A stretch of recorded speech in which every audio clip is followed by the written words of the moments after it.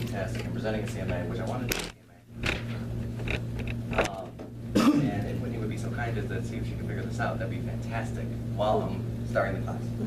Yes. Any questions on the last classes that you guys have had? Any questions coming out of it? What have you guys had? I don't even know. We just had pre-listing Oh, realistic packages. access. Yeah, Excellent. How was it? Who taught it? it was Jim Demore, it was good. Good. Very good, yeah. You know, Jim teaches a good class all around, especially on the listing presentation proper. Yeah. He does a nice pre-listing pack. It's definitely not bad. One thing I would do is definitely beef up the number of reviews in the pack. I think he puts 10. He Is has that what you're one saying? page. One page, oh, so he's down to one page, okay. You know, and CJ's kind of seen mine, and it's been beefed up past then. We're at, I think, around 300 reviews in our pack. And all on an individual sheet of paper. I want it to be beefy. I want the thing to be so darn beefy it's not even funny. Even more recently, we started asking the question, now, would it be all right if one of our future clients reached out to you to ask about their experience, about your experience with us at the closing?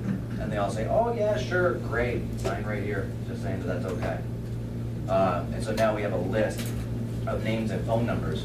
So, and we're growing that list as we can. It's like 100, so if it's on like 6 pages, because I do like the bigger font, the smaller, you know, it's like I'm typing a paper for high school, right? Right. I want to make it fit as many pages as I can.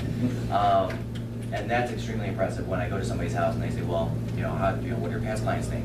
Or, you know, do you have any past clients that would be willing to allow us to call? You betcha. I have a list of about 100 of them right here. Name, address, sold, phone number. Right? And by overpowering something in that way, they'll never actually call anybody. You know, we've been doing that now for a couple of months, and none of my past clients have ever actually gotten a phone call. Because they look at a list and they're like, well, they've got 100 people that are willing to talk well for them. Yeah, they don't even need to make the call, right? Yeah, no. And then if there's something more specific, you know, I do go back to that client. Like if I know I'm going on a listing appointment in, you know, Northville Hills in Northville. Well, you know, I have 4 past clients in Northville Hills, 2 buyers and 2 sellers that had a very good experience. I usually reach out to all 4 and say, hey, would it be okay if this person gave you a call? And to make it even more powerful, sometimes I'll say, hey, would it be all right, or would you mind taking a moment to reach out to this person? You know, because then even if they get the voicemail, they can call up and say, hey, this is Tracy. I'm a past client of Mike Perna's. He mentioned that you guys were having him out for an appointment. You know, we sold the one over on Tournament Drive. It was a fantastic experience. You know, kind of the closing coordinator was fantastic. Blah blah blah blah blah blah blah. Whatever it was. You know, highest price, lowest time, yada. You know, and that's always very powerful as well. So there's a couple of different things you can add into that as well. There's 2. The rule of thumb that I follow is make the pre-listing package so darn big, nobody will actually read it. Overwhelm them. Yeah. So add all the crap in there too. Add in like these, you know, here's a list of phone numbers you'll need. You know, here's DTE's phone number. Here's this phone number. So there's a page on that, which nobody ever looks at, but it's towards the back of the pre-listing package, so nobody's gonna see it. But it's an extra piece of paper, so it gets thicker, right? You know, here's this. Here's a list of moving companies. Here's a list of handyman should you need it. Here's a list of. And it's really funny because it ends up literally being like 2.5 inches thick by the time it's done. 60% is fluff. And like a preferred client list, would that? Yep, and that goes right on top. And then what they're really gonna end up doing, because like the pre-listing pack ends up being around that thick, Right. right? And 4 different parts. You know, they usually go, this guy's pretty good. Let's go with him. And then done. Right? Do you put it in a binder? I do have them spiral bound. Oh.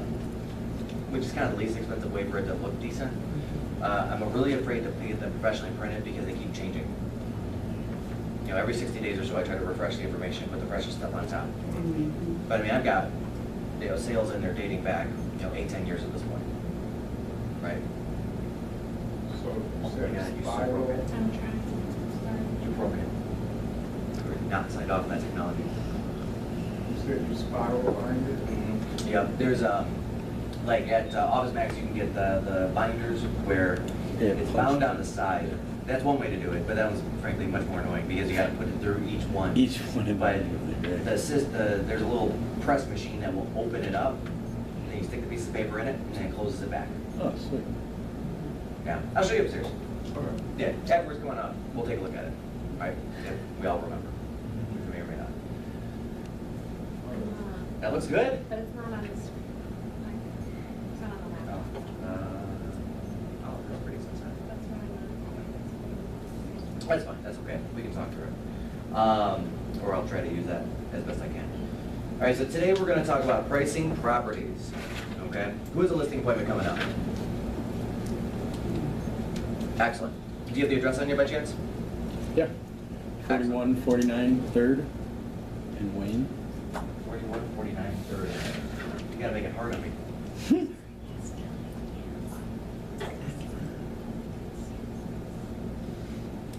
All right. I'm gonna write that down, so I have it, because we're gonna come back to it, because I'm actually gonna do a CMA with you guys, if that's all right. Awesome. All right, so pricing properties. You know, and I'm gonna go through the book a little bit, but I'm gonna more speak off the cuff, if that's all right. Yes. For me, and there's a lot of things I agree with in this book, and there are a lot of things I disagree with in this book. For me, it really boils down to one thing: what is that seller's motivation? Right? That's the only thing I care about. There is nothing else. You know, I mean, and you've been in the business for quite a while now.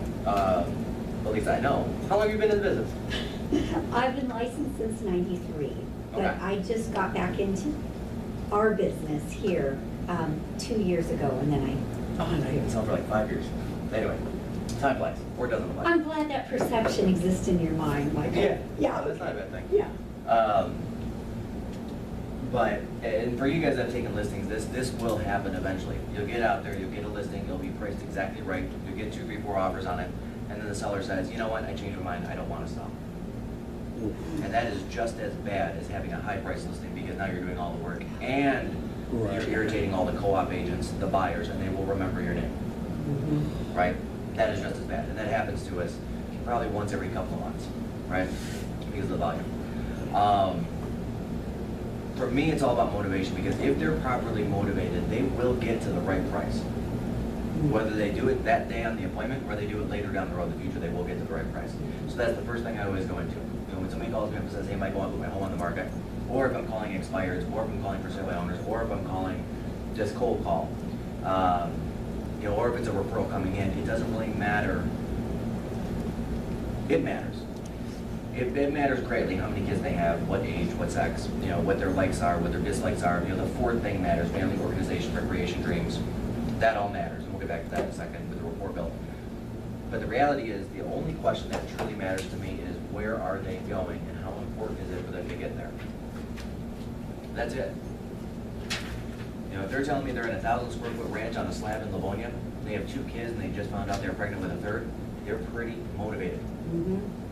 How many people have been in that ranch? How many people have been in that ranch with kids? Yeah, With no basement. with no basement, which makes it worse, Yeah. right? And how motivated are you to get out of that situation to get into a 24, 25, 2,800 square foot house if they have the means are there? Exactly. Yep. Studies have shown that the average American requires 732 square feet to feel comfortable nowadays. Wow. And that's the average adult. Children require, 228 square feet. So if you have 2 adults and 2 kids, you know, that are, let's say, under the age of 10, you're pushing 2,000 square feet into the comfort zone. And if you're at 1,000 square feet, can you make it happen with a husband and a wife and no kids? You can, because a person can always leave. You know, hey, I'm going to the bar with my buddies. It's cool. You know, so there's like the perception of there being space. But once you start getting kids involved, now you're home a lot more, and you're literally right on top of each other. You know, think about living in this room with 3 people. You know, that's a high motivation factor. Somebody loses their job, they need to downsize. High motivation factor. Somebody says, you know, I'd really like to spend the next winter in Florida. It'd be really cool. If it didn't happen, that's okay too.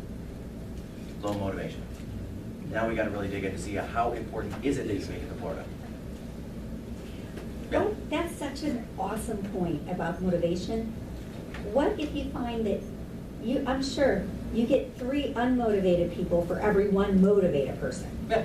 So what do you do with the 3 unmotivated people? Just touch base A lot- every once in a while? Yeah, and a lot of or- times it's a time thing. A lot of times it's a time thing. You know, I have one right now, and actually it's exactly that. You know, the guy said to me, well, you know, we're looking to make it to Florida. We'd like to be there before next winter. That'd be kind of the goal. You know, we'd like this amount for our house. And I'm like, there's no way it's gonna happen. I know the neighborhood.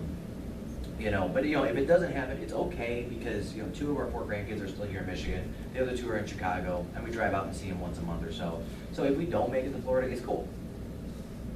Well, in that case, awesome. Then if I don't make it to that appointment, then that's probably pretty cool too, right? You know, because if the house doesn't sell, what does it matter?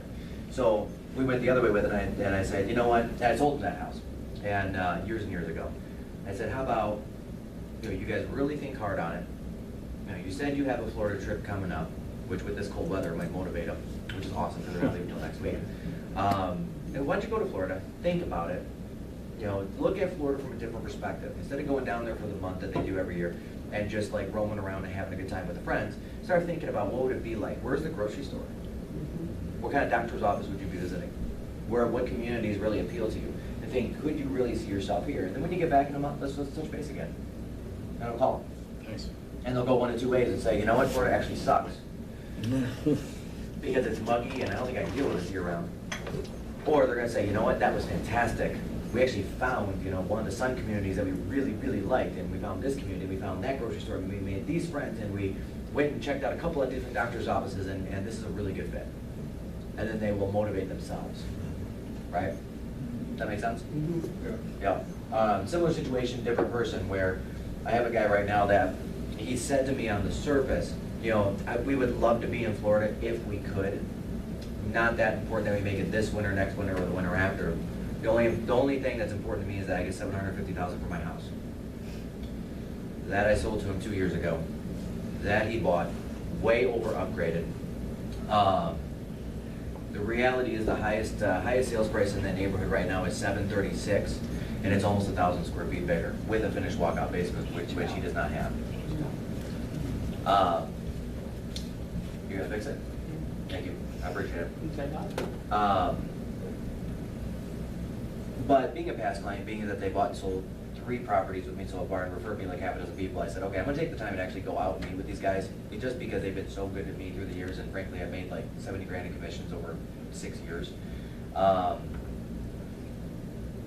What I found was he had just gotten out of a 3rd back surgery, and he made it to a walker. That was the best he was ever gonna do. His arthritis over the last 2 years since I saw him has gotten really bad. He couldn't go up the stairs anymore, and he built a colonial. How motivated is that? How long is he gonna put up with sleeping on the couch because he can't go upstairs? Right. No. You know, turning the den into a bedroom. Not very long. So sometimes on the surface, when somebody says that they're motivated, they may not be. Sometimes they may think that they're not motivated, but they're actually motivated. The biggest questions that I ask, or the leading questions that I tend to ask going into every appointment is, oh, fantastic, looks like you're looking to sell your home, that's great. You know, when you do sell the home, where are you gonna move to? I don't really care what they say. What takes you there? I don't really care what they say. When do you want to be there? Again, I don't really care what they say. I'm taking the notes, but it's irrelevant. And then the last question, of course, is what happens if the home doesn't sell? And you lead them right down the primrose path, right? You know, that is my winnowing question. That's the question that I use. What happens if the home doesn't sell? And that's okay, we'll live here for another year. Well, that's okay. It'd be nice to downsize now that the kids are out and going to college, but it's not imperative. You know, 3,000 square feet is still fine for the missus and I to keep up. And I get that all the time.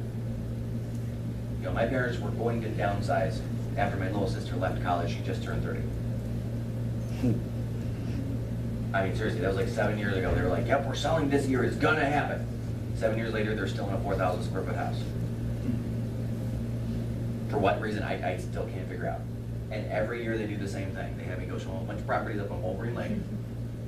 Don't buy any of them. And then they say, well, maybe next year the house will come up that we really want. How they spend time with you. Yeah, yeah.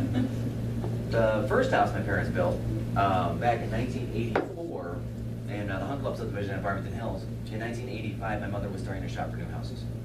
They didn't move until 2001. Sounds like my parents. Motivation is critical. And before my mother got into the real estate business, because I think brother stopped dealing with her and they got to know her, she literally had run around a different agent every year before the agent realized that this person's not even motivated, they're just wasting my time. And then she got a real estate license, and then she wasted her own time. Much better, I think. For everyone. Yeah, except us kids. She used to drag along to these appointments. I mean, I was like 9 years old. We're going to see houses. Like, this is what we're doing. No. Don't worry about the homework. We'll get to that. We just need to see these 4 homes before we get home. No, it's fun. It's my mother's pastime. That's what she loves to do, is go see homes. And thank God she has a license. I don't have to show her very much anymore. That would kill me every summer. Lake property all day long. But finding the motivated is truly the important thing. Another rule of thumb that we have on our team is if the price is within 20% of reality when you're just looking at the surface of it, we go on the appointment. Okay? One of the pre-qualification questions that we use is, yeah, come on. I forgot your script. You were there, you learned it. Would ask it again? Sorry. Yeah, there are about 10 questions that we ask somebody. Right. The number 6 question is, where do you see the value in your home right now? Or where do you see the market for your home right now? How much do you feel your home could fetch in the market right now? I try to stay away from the verbiage, how much do you think your home is worth? Right. Because then it almost comes out as if I'm saying that their home is worth less. And that's not what I want to put out there. But where do you see the value for your property right now? 300,000, fantastic. Now I go back to the multiple listing service, I find that the highest sales price in the neighborhood was 190. Right. That's a problem, Big problem. right? Right. Again, going back to the motivation, then I look a second time at the motivation. They're not as motivated as they could be. I'd say, yep, just go get a refi, pay the house down a little more. Let's revisit this next year. Or going the other way with it, calling them up, knowing that they're motivated. Hey guys, Mike from Keller Williams, I was giving you a call before the appointment. I've begun to do the research. I've been looking at the sales in your neighborhood. Right now I see that there have been 6 homes that have sold over the last 6 months, ranging in price between 180 and 202. I know we had talked about that 300 number. If I brought you an offer for 200, would you be offended? Well, we wouldn't be offended. Would you take it? Oh God, no. 280 is the lowest. Well, maybe what we should do is wait until the market gets a little better. What I'll do is I'll keep you updated as the market improves, and then we'll reconvene in like 6 years. Right? Right. Because that's the truth. Or, would you be offended if I brought you an offer at 200? Well, that 300 number, it was just a number that I threw out there because I really have no idea what my home is worth. Hey, Mike, if you say it's worth 200, it's probably worth 200. Come on over, bring the data, bring a market analysis, and let's look over that together. Okay, great, I'll go on the appointment. Because a lot of people, even when you ask the question, they don't really know how much their home is worth, even with the Zillows and the internets and the interwebs and all that good stuff out there, right? But if it's within 20%, I go on it. Because 20% is close enough that I can usually get it priced right out the gate, or I can get a price reduction, one of the two, right? If the property value is 200 and they say they want 240, awesome, I'm there. I don't even care. Because I can knock a guy back on pricing 20 grand at the appointment. I can usually knock him back another 10 to 20 after the fact. That's a reduction. Once the data sets in showing that their home is not valued at what they think it's valued at. That make sense? Do you write in the, Sometimes I do, if the home sometimes I doesn't don't. sell within 2 weeks, you write that in sometimes? Sometimes I do, sometimes I don't. Just depends on if I can get away with it, and also what kind of property it is. We just took a listing in Milford that's just over $1 million. We'll talk about absorption rate in a little bit as well, but I think there's something like 17 properties in the Huron Valley School District that are over $1 million on the market, and 2 have sold in 6 months. So for every single property to sell, it will take about 3 years. Any guesses? Absorption rate? That'll take about 8 months. Oh, geez. Oh, no, you're right. It'll take about 3 years. I was doing it, I was doing 2 a month, not 2 every 6 months. Yeah, it'll take about 3 years. So I don't know if in 30 days they'll be priced right if a buyer doesn't actually come to market to test my theory. Now, if a buyer comes to market in the next 30 days and they buy somebody else's property, that's a problem. That means that we were not priced right, because the buyer went and looked at probably all 17 homes, which clearly we weren't. That make sense? Yeah. So let's talk about pricing right.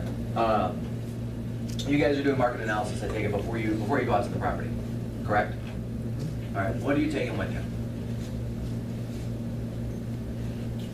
The market analysis. What's in it? What's in it, what I've used lately since switching over to Real-Time 3, Mhm. I kind of like their CMA thing. Mhm. It's like 10 pages, right? No, it's more than that, it's a bunch of pages. No. Well, depending on how many you add Oh. to it, the text True. that you add to it, so, sometimes I will kind of add everything on there, so that it's kind of thick, and have diagrams and graphs, and I don't go through everything on it, but it just looks good. Yeah. So, that's what I've been. I use the basic Realcom CMA. That's always worked very well for me. Even the old RCO2 was still a good CMA. What else do you guys bring with you? I sometimes use the cloud CMA. Cloud CMA is a good one. Because it lays out really beautifully and the photographs are very, very well done. And when they start saying, well, my house is better than this house, then you can actually look at the photos and go, oh, look, they have all granite bathrooms. Excellent. You know, you There can you just, go. it helps. Now we're getting a little closer. Anybody else? What else do you guys bring? Nothing? Okay. So you're listening. What's that? I like Obviously, your all your marketing listing plan. packet and Yeah, every, that listing packet, paperwork, marketing Yeah. material, all that good stuff. We'll talk about that in a little bit too. But in my CMA, I do use the RCO3. I use Cloud CMA, but I use it for people that ask me for home valuation requests. Cloud CMA is like $40 a month. Somebody calls me up and says, "Hey, Mike, I want a market analysis just because I'm curious as to what my home is," which happens like 50 times a month. Cloud CMA, you can very, very, very quickly do a CMA. I mean, literally, it's pretty much one step past just putting the address in, right? It creates the whole CMA. You can fire it off in an email. You can print it and drop it off at the house. You can put it in the mail. Any way you do it, it will look very professional and very good. My problem with Cloud CMA is that it's not as versatile as loose listing sheets, right? When you get to a property and it's different than what you think, how do you move from stack A to stack B of properties that you want to compare the house against? Very hard to do, right? Same thing with using the 10-page real comp, what do you call it, CMA. Right now, our CMAs are anywhere, depending on the neighborhood, between 45 and 200 pages, right? And that's also on purpose for a different reason, which I'll talk about. But with real comp, it's really easy. Let's see if this picks up our location. Guessing it did. It did.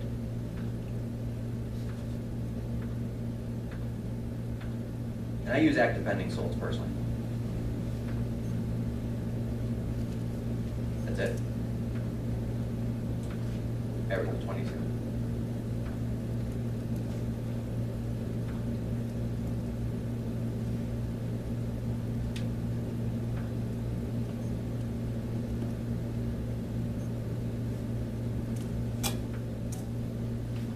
Well, this is not my real count. That's why my presets are weird. Good enough. So let's take those 25, go ahead and just throw them into a CMA as if I want them. Why not?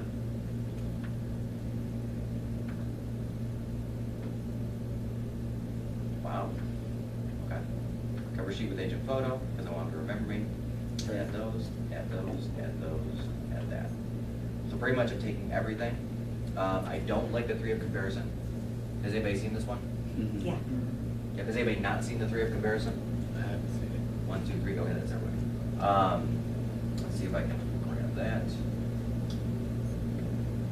So you do not like the real comparison? I do not. I do not. I think it's a completely waste, I think it's a waste of paper. It even cuts off the comments at the Yeah, bottom. it does. It does, because it only allows for a box about that big. Sometimes you need a box like that big for the comments. My biggest issue with this, with the 3-up comparison, is that you can't see the photos of the interior of the houses, or the backyard, or anything else, right? Okay. So there's my basic CMA. My name's Kristen King, preparing a market analysis here, guys. 3 parts to it: actives, pending, sold. Easy enough. We'll talk about that. Price per square foot as we continue to go along. There's my 3-up comparison, right? Subject property with whatever photos in there, Whatever the main photo is, that what we're saying? Yeah. Literally, okay. and then the other 2, right? So it does give me the, how many bedrooms, how many bathrooms, what size is the garage, what's the square footage, and all that good stuff. But that's all it gives me. But there's more to life than just bedrooms and bathrooms and square footage. Mhm. There is granite counters, redone kitchen or not. A mountain of wallpaper with matching bedspread, which I actually see. Like seriously, that's a real thing. Like you can actually go take wallpaper and apparently get it matched up and make a bedspread out of it. Mhm. Or a duvet cover is, Right. They call it. I consider this almost useless when instead you could just as easily get rid of that page, go back over to your comps, select the comps, print them. Where's my client full with rollouts?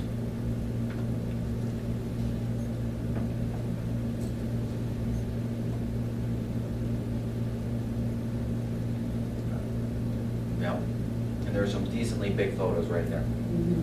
Awesome. right? I like this for a couple of different reasons, because there's usually only about 9 comps I'll use, even though I'll usually bring about 40, right? I don't always know what I'm walking into. Somebody's idea of updated and my idea of updated could be very, very different. Yeah, we totally put a new roof on in 1998. That will happen.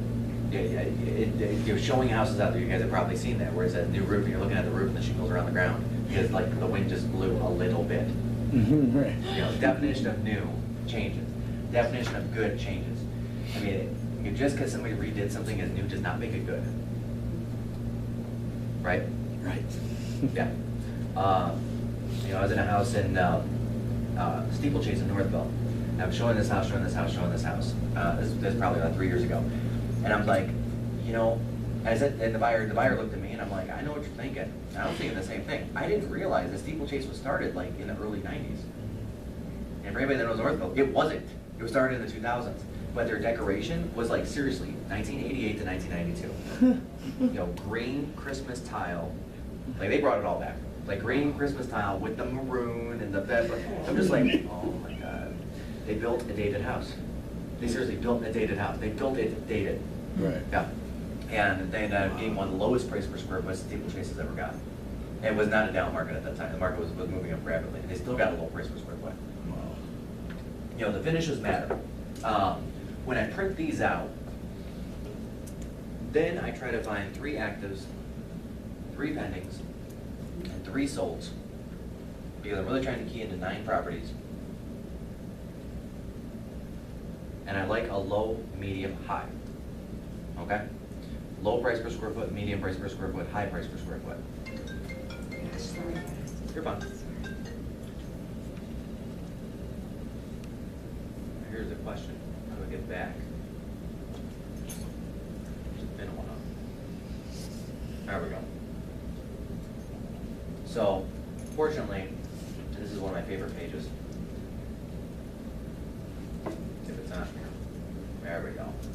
That's some good stuff right there. That'll line up all your price per square foot sold, active, pending, and everything else right there, right? Awesome. Oh, and it gives you the low, medium, high right there. Yep, exactly. You know what? This makes it a little difficult as an example, but that's okay. I'll still use it. The reason why I want just a couple of each is because I don't want to spend 3 hours going over every single comparable there. The reason why I want to bring all of them is in case they ask about the house down the street that I did not bring with me. And that sucks, being caught off guard. It's just paper. If it does recycle, it's fine. I'd rather bring too much than not enough. When I put my CMA in order, I put the listings under this page. Look, specifically this page in the middle of it. And then I put the map where there's dots on a map, at the very back, because sometimes I like to pull it out to show the proximity of how close that house was, and sometimes I don't, right? One thing you'll notice, and this is very typical, price per square foot on the actives are very high, at $140 a foot. The pendings are $123, and the solds are probably around $125. They're not, because they're all leases, and so the price per square foot is like $1, but that's okay. And this one's actually a little more unusual than not, because one thing that usually happens is the day on market is usually double the day sold. Mhm. And that's something I want to draw out to people. And in some markets, that's okay. In some markets, if you go on the market and you don't have an offer in 10 days, buyers are looking at the house sideways and saying, what's wrong with that house? Right. Looks good on the surface, but it's been there literally 10 days. Yeah. Why do you say that the actives are at 140? I get that. Then the pendings are at 123, but then the solds would be at 125. Why would the current pendings be lower than the That past is sales? a great question. Good segue. Thank you so much. All right. Has everybody read this book? I did. You did. Excellent. Is everybody going to read this book? Yes. Yep. This is our future of real estate right here, guys. This is what the next 18 to 24 months is going to be based on. Now, we are in for a shift, and I can see it happening literally as we go. Are there properties that go multiple offers, sell above asking, sell above appraisal today? Absolutely. Yeah. Absolutely. But it's not like it was in 13. Not like it was in late 12 or early 14. What happened in July 2014? The party stopped. Mhm. The party was over.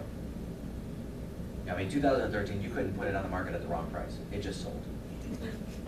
But like now, what I'm noticing is a lot of multiple offers and quick sales On few on, properties. on certain target properties that I've listed. But I think the reason for that is because they compare favorably to the new construction prices, which are out of this world. And I so agree. people say, this is a value. I agree. So I think for those, it's good. And I'm not disagreeing with it. I'm not Right? disagreeing. But if you take a look at, you know, Like an average colonial 1980s, is that what you're talking about? let's take Island Lake, for example, right? You know, a lot of the, is everybody familiar with Island Lake in Novi? Nobody, of course. Island Lake's over at 10 Wixom. Great neighborhood, built between 2002, and they're still building right now. They actually just added another phase. They slowed down in 8, 9, and 10 because all the builders did, right? The new constructions in Island Lake are literally flying off the shelf. They're gonna sell 75 homes in under 1 year. It's gonna be amazing. It's gonna be one of the fastest upscale sells since they restarted selling in Island Lake 2 years ago, when they sold 51 homes in 30 days. Wow. Literally, I mean, I went in there November of 12 looking for a home for myself, and I was like, you know, I'm thinking about it, and the lady's like, get all the lots. I literally went back there at the end of January to go secure a lot, and she's like, no, we're kind of out, bro. Huh. You know, 55 homes in less than 2 months. And only 4 of them were in December, the 51 of them were in January. It was amazing. It just flipped on a dime, right? But what happened to Island Lake proper? There were only 3 sales in that month. Of the 14 homes on the market, I remember I did study because I wanted to know the same thing, and there were 11 that were still selling. Even sold out, people were still not choosing the resales. Right? And that'll happen. Sometimes they will choose the resales because they can't wait and things like that and all that good stuff. I mean, hence, you know, we're all sitting in this room selling residential, regular resale real estate. If nobody bought a house a second time, then we'd all be out of a job. Right? But what I am seeing is, you know, in second half of 2012 to 13, literally, like 75 to 80% of what I put on the market was sold in 24 to 48 hours. And that number has slowly shrunk down to about 15 to 20%. You know, it used to be, if you put a Livonia Ranch on at 150 grand, you had 18 offers sitting behind it. Now, you either have 5 offers or you have no offers. Right? Does that make sense? Yeah. So the world of the multiple offer situation is shrinking. Just is what it is. And the world of time on market is going up and up and up. Right? That make sense? what happens when market times go up? Market values start to shift down. And that's one thing we're seeing in a lot of areas right now. It will catch up to Novi Northville. It will happen. It will probably happen in the next 6 months. But we're starting to see a little bit of a shift back in pricing. Real estate pricing follows stock pricing very, very closely, and even individual stock pricing. You know, when Kmart, and there's a term for this now because of Kmart actually.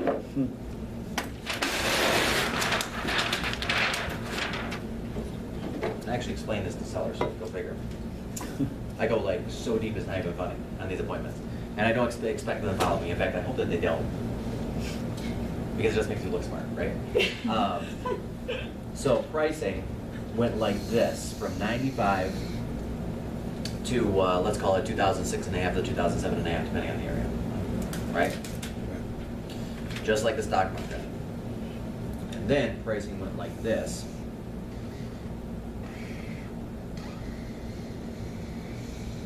And it's gonna go like that, and we're probably about there, right?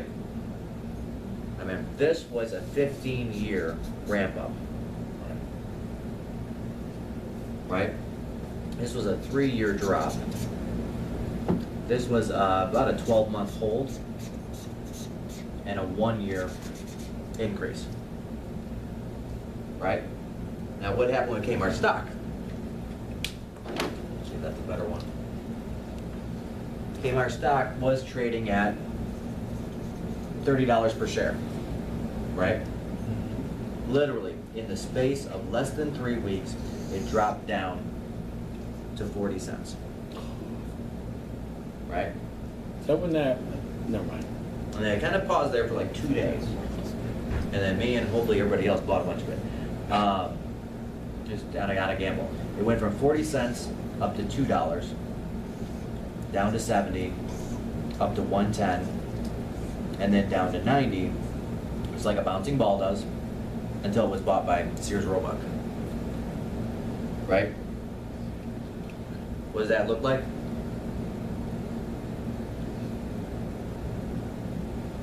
It's the same thing. It's just economies of scale. Market swings are harder, it takes longer on homes than it does on stock, but it's the same principles. Does that make sense? Mm-hmm. So we went up and up and up on that roller coaster for so long, we were overvalued, just like Kmart was. Because it did take them 15 years to get to that stock price. When they dropped in 3 weeks. When we dropped in 3 years. They paused for a second, we paused for a second, and then we immediately shot back up. Plateaued. And then we're going to see that consistent increase over time. This time it's going to be just a little bit different. This time we're not going to see the 8, 10, 12, 14% appreciations of the 90s and early 2000s. When you project or adjust for time of sale to current day, do you use a current, like a 2% appreciation rate or? I use between 2.9 and 3.1. One of those two numbers. Depending on if you're looking at, it doesn't really matter. There are two different indexes that the American economy follows. Okay. 2.9 has been the 30-year inflation rate. 3.1% has technically been the job wage increase rate. Okay. Either number is acceptable because they're close enough together that they don't really outpace each other too hard, right? Here's the problem. At 8 to 10% over 15 years, we literally only had, a 3% growth rate as far as income goes. It's like a guy walking a dog. You got the guy walking the dog, and what does the dog do? He goes and runs ahead from the guy. And what does the guy do? Yanks the chain back. Get back over here. And that's what happened to our economy, and that's what happened to the housing market. Honestly, I mean, in 2004, 5, and 6, I looked at my parents' house at $750,000 and thinking to myself, I will never afford this in my life. I don't care how much real estate I sell, I don't care how fast I sell it, I don't care what I do, what kind of education I get, what business I go in, or even if I win a small lottery, I will never afford a home like my parents. I will never live at this level. Does that make sense? And then the adjustment came. And it had to come. Now, when you're making $50,000 a year and your annual wage went from 50 to 56 or 50 to 51,500, but the price of the home that you were looking at jumped from 200,000 to 215,000, and every year that to get into that property, and housing is not the only thing that jumped, right? The cost of education is more than what was it? Just over tripled in the last 20 years. You know, our American education system, right? Even the cost of diapers in the last 10 years has literally over doubled. You know, the 30-year inflation rate was 2.9%. We've been holding at 4.7% for almost 10 years. Things are getting more expensive. We're not making the money we used to. Simple enough. Right? This is what it is. I know I'm going like way far afield, but I'm bringing it back. But I show them this, and I show them that this is where we're going. What's going to cause this, Mr. Seller? And I ask them the question, and I let them know, because I preface my pricing with this, and I say, guys, here's the situation. Interest rates have been hovering around 4% for about 6 years now, which means that the Fed has been subsidizing the prime rate, literally at our cost as taxpayers for 6 years. That cannot happen forever. Right. The fact that it's happened this long is a miracle. You know, banks cannot make money at a 4% interest rate. With the brick and mortar costs and the cost of servicing, they are making literally, they are zeroed out. And the federal government has subsidized interest rates now for 6 years, adding to American debt. The Fed's goal is to get rates up to or at or just a hair over 5% around the end of the year. Right? Right now we're at 4%. What does a 1% change in interest rate do to your buyer? Yeah, they can disqualify them. Instantly. It reduces their buying power. Right. Yep. And Is it their- by 10%? About 15%. Okay. So if your house, let's say today is worth 200,000 and the buyer can pay 200,000, what can they pay 6 months from now? That buyer can only pay 170 because there's a shift down, and all the buyers will shift down with it. There's a secondary issue that's not perceptible, but actually has happened. It's actually already happened to us. A lot of us just didn't notice it about a year ago. Buyer expectation. You know, buyers are looking at properties a lot differently today than they were, especially the millennials, than they were 10 years ago. So when my parents went and looked for a house, not my parents, when most parents went and looked for a house, they didn't spend 15 years doing it. When most parents went and looked for a house, they literally would drive, figure out what neighborhood they wanted to be in, because there was an impetus for the move usually, right? There's something saying, yep, I'm moving jobs, I'm moving this, I got a raise, I'm getting a promotion, whatever it is. They would figure out which next neighborhood they wanted to go be in, either go build something or go buy something and be done with it. And the entire buying cycle was about 75 days. Seriously. From the time that they got in their car and went and scoped neighborhoods to the time that they had keys to their home or attended a closing was 75 days. That's it. I think it's really funny that you keep moving your head back and forth, by the way. Me? Yeah. Oh, yeah. No, Yeah, that's part of the reason why I keep walking back. You know, sorry. Yeah. But that's it. Buying cycle, 75 days and done. The millennials buying cycle is now extended to 21 months. 21. I didn't hear that. 21 months, guys. That's a millennial. Yep. And I'm on the cusp of being a Gen Xer. I can say this. My last property, my buying cycle was almost 12 months. You know, with the advent of the internet, how much available data is out there, people are becoming much more research-based. Also, it's taking them longer to actually make good money, but they have a dream. And when you get out of college, with your basic college degree, what are you making right now? About $32,000 on average, which sucks. Because the average college kid, I think the study has like $71,000 in college debt. Right? So they get their first job, they're really excited what they do. They jump on the internet and find out what they can buy with it, which includes Nordstrom.com or includes Zillow.com, both. And they start planning for the future because they know, based on the kids that have gone before them, based on family members that have gone before them, that they will make $70,000. They'll just take 2 or 3 years to get there. But they start planning that now. So by the time they enter into the market and actually go see a home, they know that market better than the realtor, Mr. and Mrs. Seller. And they generally look, the millennials look at an average of 4 properties now. And that's it. Because they did all their looking at the other 30 online. So we're either in the top 4 they get to see or we're not. And by not pricing properly, we're not in the top 4, because they're as analytical as anything else, because they've got all these CMA tools online just like anybody else does, right?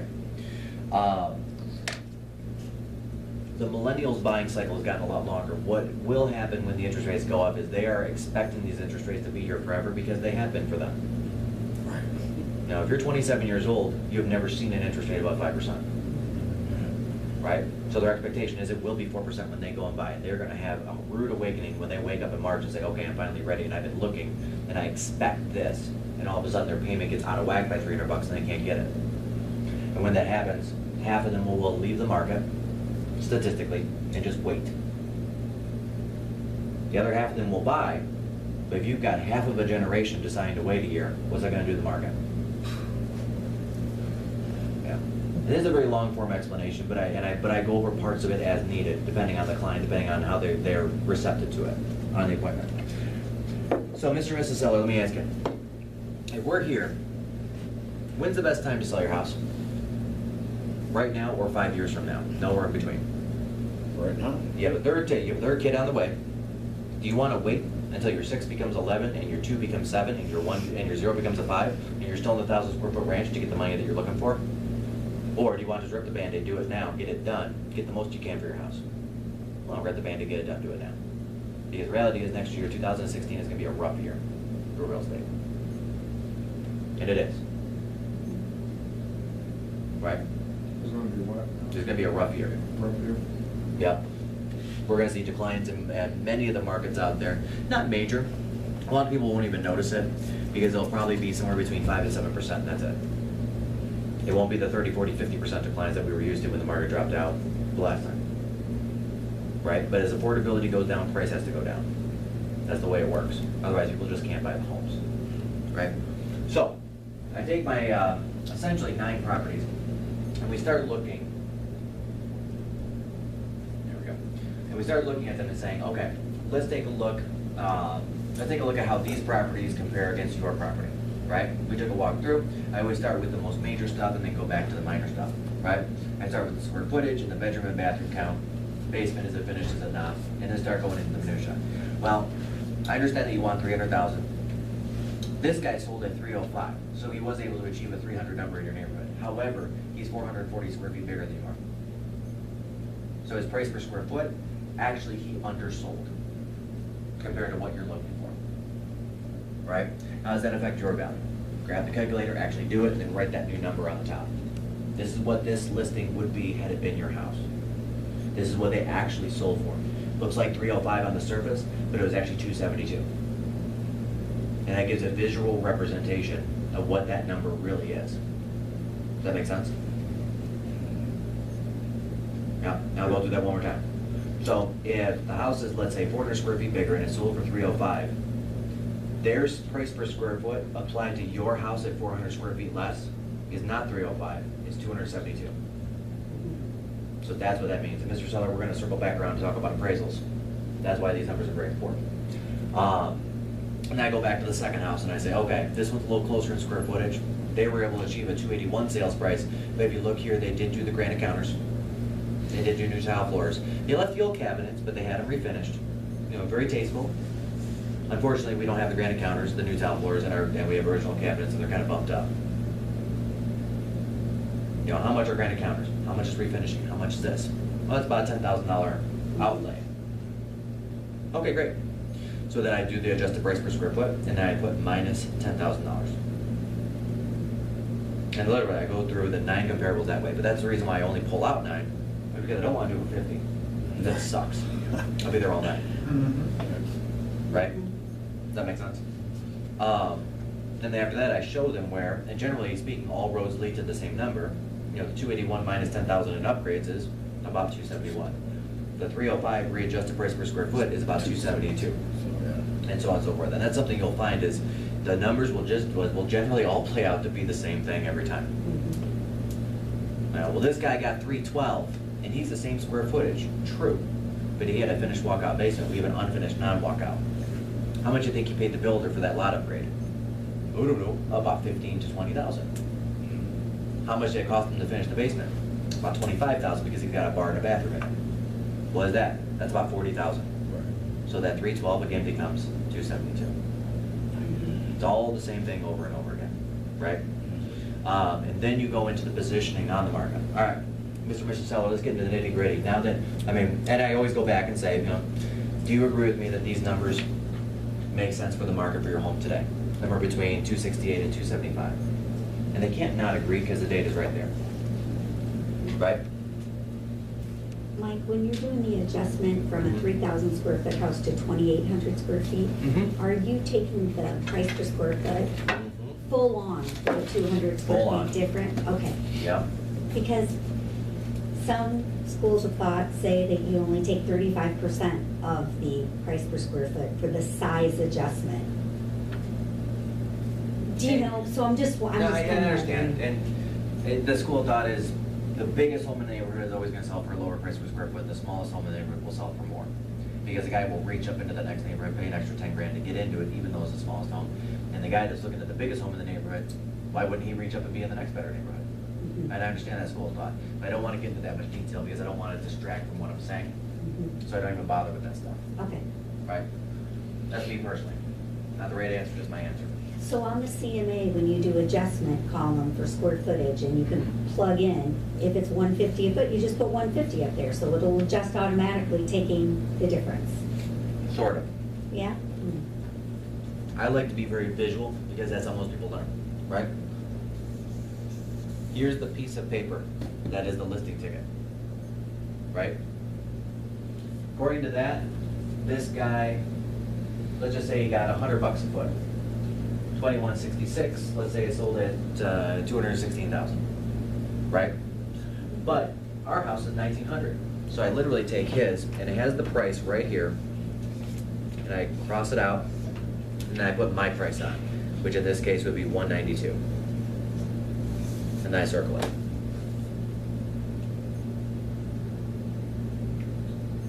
I want the visual representation on this house of what this house should, of what this home that you're currently standing in should be, or would be, apples to apples. Does that make sense? Mhm. I don't do it ahead of time. I play with the numbers ahead of time to make sure I'm gonna be right, but I don't actually do anything. I wanna do it on the spot because this is, when we're going on a listing appointment, you know, this is a performance. You know, there are a couple different actors in the play. You know, there's the sellers, yourself, You're gonna be the one- and the rest of the market, right? If you do your part, you perform your part, and you say the right lines, they too will say the right lines. And it will cause you to have a sale, right? Which is where scripting and dialogue comes in, which is why it's so heavily pushed, right? This is my scripting and dialogue, where part of the show, the razzmatazz I'm putting on, is doing this right in front of them and wowing them by me not knowing the info before I got there, but yet I'm right every time. Which builds me up as a professional and tears down what they think that their house is worth at the same time. Yeah. At that point, you know, I go back to them and I say, okay, it looks like your home is worth between 268 and 275. You know, we've got a pretty good market right now. There are not a lot of properties on the market, which that would be considered a lot, but depending on the neighborhood. Not a lot of properties on the market, you know. Let's start near the high end of that. You know, well, let me ask you the question. Based on this information, where do you think we should start, knowing the average buyer right now is negotiating 1% off the listing price? And they know the answer. A lot of times they won't give the answer, but they know the answer, right? They know that the answer is somewhere between 275 and 279. Well, either one of those numbers for me would be acceptable for that house. Does that make sense? Mhm. But if you get them to say it, they will more easily and readily commit to it. If they say, well, I still would like to be at 299, you know, blah, blah, blah. I understand we can't go at the 309 that we originally thought, but the 299 is where we need to be. At that point in time, I stop and I say, okay, well, let's take a look at where we fit into the market with what's currently out there. Right? Now, Mr. Seller, I'm going to pull out the other homes that are on the market, and every time you look at that, every time we look at a home, and we'll look at them individually because there's only 4 of them, 5 of them, we're going to say, okay, we have our house and this house. at $299, would you buy your own house? Right? And then you pull out this guy, who's also on the market for $299, who's 500 square feet bigger, has the finished walkout basement and the 3-car garage, none of which you have. I don't say that to him, but I show him, you know. That's right. All right, so we're at 1,900 square feet, this one's at 2,400 square feet, right? And we're going right up against them, mano a mano, on the same price. Now, if you're gonna try to get a better price per square foot with the same price as the bigger guy, Better have better. Mr. and Mrs. Seller, that usually means you gotta have some wow factor, some, you know, pizzazz, some in the visual upgrades, right, the cosmetics. So, let's look at what this house looks like. Well, this one has granite counters, unfortunately we don't, and that's an factor that we would need to beat this guy, because we do have to beat him, literally, because he's a bigger home for less money. Don't have the walkout basement, it's not finished, we have a 2-car garage, not a 3-car garage, we have a 2.5 bathroom, not a 3.5 bathroom, because they also did yeah. So if you were a buyer in the market right now, knowing you want to get the most home for your money and the most updated home for your money, which one of these two would you buy? Throw it right back in our court. Now, Mr. Seller, looking at these two homes, knowing that these two are on the market, and they are, because he is on the market right now as an active, and I say that to him, what would cause you to buy your home? At what price, if you were a buyer, knowing that you could pay full price right now and still get a bigger home with more upgrades than yours, what price would you have to put your home at to cause yourself to buy your own home? They know the answer. They know. And I literally I'll go through all of them. Generally speaking, the low house or two are crap.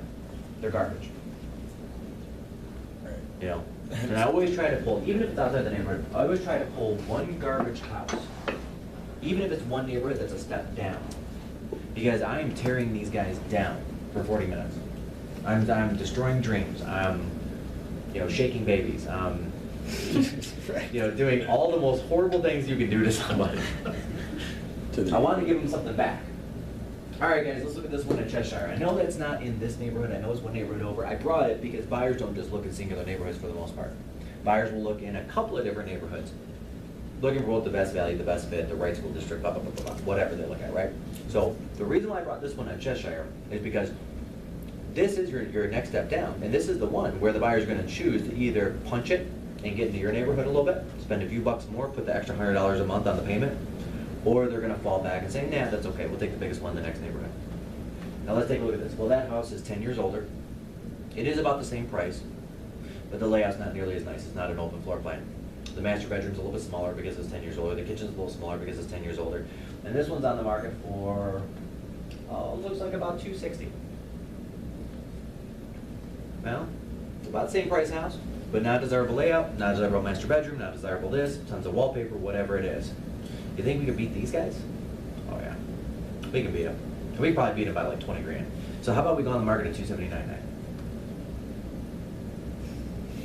Exactly what you are. Yeah, and at least I'm giving them something back. The reality is I'm not giving them anything. The market is what the market is on a house. It was like that before I got there. It'll be like that after I leave.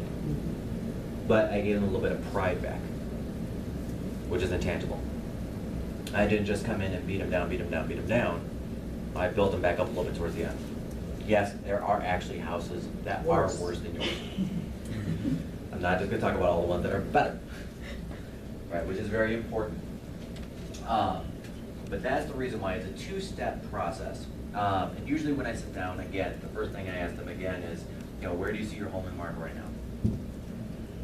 Every once in a while, they'll say, you know, actually we do a little bit of research on our own because of the Zillows and the Trulias and the Realtors and the Oodles or whatever website, and we determined that $279.9 is about the right price for a house. And that's when I look at them and say, okay, I have 2 inches of paper here, Mr. Seller, that shows the exact same thing. So, we got 2 options. Seriously. I'm not one to go light on my research. I want to make sure I know the market, I know the ins and outs, I can talk about your home versus the next one. I can talk about the 3 other neighborhoods that somebody's going to be considering. So I did do all the research as evidenced by the 2 inches of paper, right? So we got 2 options. The 279.9 that you stated, yeah, that's pretty much the right number, and I agree with that. And my data shows that. So we can take, an hour and 45 minutes and go through all this, or we can just go ahead and get started. What do you think? They will always say, let's just get started. Nobody wants to take an hour and 45 minutes to be reconfirmed with what they already knew. Right. And what you just confirmed after 9. You notice that Zillow tends to Perfect. overstate their value. Not at all. I think Zillow is about 100% accurate. Not about 98. I was waiting for I was that. like, I was what? like, But I I was wasn't. like, But you held that pretty good poker face there for a minute. I was thinking, Poker did he just see that? Right. What? They've gotten a little better than when they first came out in year 8, 9, 10. I don't know. They're still hard. You see our card? No. Awesome. No, they're not 2 or 4, but Oh. they look awesome. I saw the proofs yesterday. I find But I hate Zillow. that Zillow's prices are within 5% of the sales price about 33% of the time. Up or down? Up or down. Right. 5%. So if they say your house is worth 200, 1/3 of the time it'll sell between 190 and 210. 1/3. 2/3 of the time it won't. I find that within 10% of the sales price, they're accurate 56% of the time. So if they say your house is worth 200, it could sell at 220, it could sell at 180, it could be anywhere in between half the time. The other half of the time, they're wrong. I find that they're accurate within 20%, within 20%, 78.8% of the time. Right? Which means that 22% of the time, they say your home is worth between 160 and 240, and they're still wrong. It's only an $80,000 swing. It's not that bad. Yeah, it's just a car. Yeah. The U.S. Department of Justice requires Zillow to put that on there about 5 years ago. The reason why they put that on there is because people were using it as the Bible. And the U.S. Justice Department, USJD, they were able to prove in court that people do consider Zillow an authority on home prices. And being as such, they have to disclose and disclaim their accuracy rates. Because people were making life decisions based on this. Is that a graph that you're including with pre-listing? No, I just pull up my phone. Or I'm at the work, I'm at the person's house. I'm like, hey, is that an iPad? Where on Bring it over. Zillow did you just see that? Or I went to Zillow, and then, all right, somewhere on here, they reformatted this, but somewhere on here, anyway, somewhere on here, it does say that its estimates are for entertainment value only. yeah, I remember hearing that, but It's somewhere on there. They reformatted. It used to be a lot closer to the top, but anyway. And then there we go. So went to Zillow. Zillow. We all love Zillow. All the way down at the bottom. There's a button called Zestimates. there we go. How accurate is the Zestimate? Right? And I love it even more when I can use their device to pull it up instead of my device. Right, not like it's there. Right. Just, here, I'll show you on anything. Yeah. Yeah. Hey, is that computer turned on? Hey, is that laptop SD? Can you fire that up real quick? I want to show you something. Because I don't bring devices at all to listing appointments.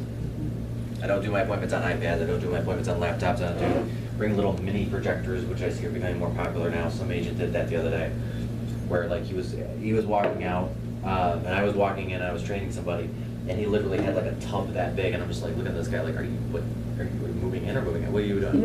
And he literally had brought a mini projector and put it on a wall. It is old resident. I'm not kidding. I'm just looking at this thing like, Wow. really? This happened? And the sellers were just like, this tool, get out of here. Right. It's so impersonal too. And so many things can go wrong. Yeah. The impersonal is why I don't do it, to be frank with you. I seem to have lost my marker. The impersonal is why I don't do it. The more technology I started incorporating into my listing presentations, the less I was making eye contact. By not making eye contact, it's really hard to mirror and match. Mirror and matching is a fundamental of the listing presentation. Everybody familiar with mirror and matching? Mm-hmm. Yes? Okay, Yes. good. technology disconnected that entirely for me. By the end, when I stopped going on listings, I literally was bringing 3 sheets of paper and a pen. That's it. I do my whole presentation on 3 sheets of blank paper. I wouldn't even use the marketing book anymore, even though my agents do. I wouldn't use our marketing book because it just got in the way, and again, defocused me on the client, right? Now, what happens if they push back on you and they say, okay, well, we still really, really, really want that 209 or 309 or whatever it is. Fantastic. Let's talk about that. Home prices over the next 5 years are slated to go up an average of 3 to 5% per year over the long stretch, over 5 years, right? And you're looking to move up. You got the 3rd kid on the way, you're looking to buy a $500,000 house. Let's talk about that a little bit. So what happens if you get 20 grand less for your house today, right? Your home will go like that. That home will go like that, right? This is where you want to be. This is where you are. And that difference is 20K. But let's just take the middle number of what the Fed expects, 4%. So what's 4% of 500,000, Mr. Seller? That's right, it's 20 grand. Okay, that's at the top. What's another 4% of 500? Because I'm not going to get into all the math of doing the 4%, the 20% or any of that junk. That's another 20 grand. That's another 20 grand. That's another 20 grand. That's another 20 grand. So you're actually going to be paying 600,000 for this house, right? That's what the adjusted value of that property is when you buy it, right? What's the value of your house? Well, it's worth about 280. 4% of that is 8,000 plus 3,200, about 11,100, 11,200. All right, so let's just call it 11,000. So 11,000 by 5 years is 55,000. So your 300 became a 350. And if you have to round the numbers, I always round this one up, and I always round that one down a little bit, which I just did. If that number is 600, but that number is actually 355. I even chopped the 200 off it because I want to make it look worse, right? So there was a $50,000 difference. So the gap between this and this is actually $50,000 higher right now. And what is it, guys? For every $10,000 that you add onto a mortgage, what's your payment change? 100. About $100. So this house, let's be honest, Mr. and Mrs. Buyer, and you will be buyers soon. It doesn't cost you $50,000 more. It costs you $500 per month more.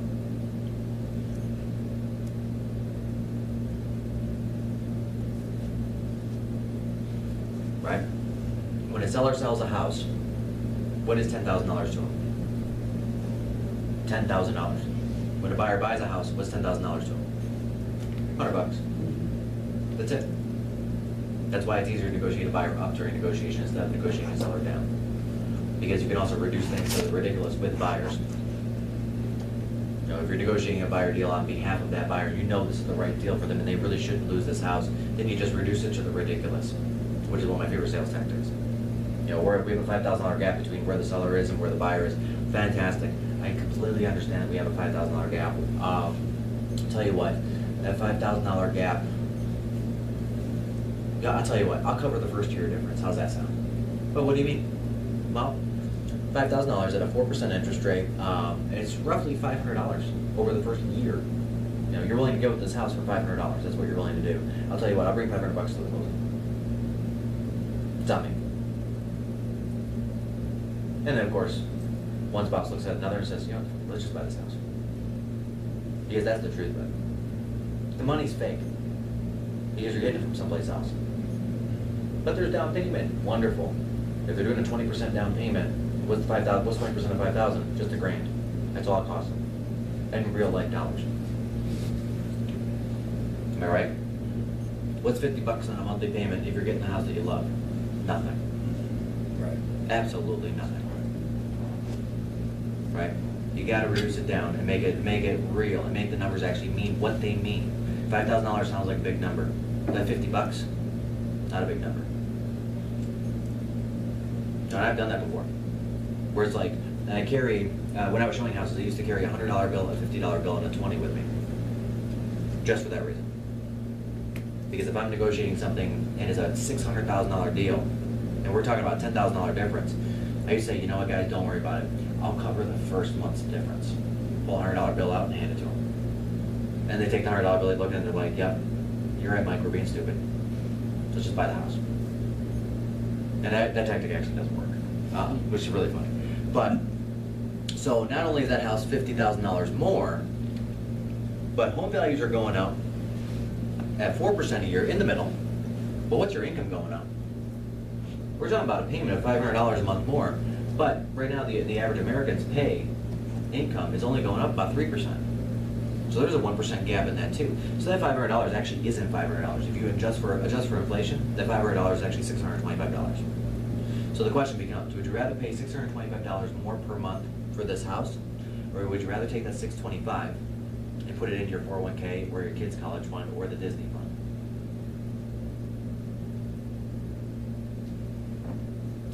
Yeah. And then make it real. You always got to make it real. Make it, because even $625 is intangible. $625 over the course of a year is about $7,500.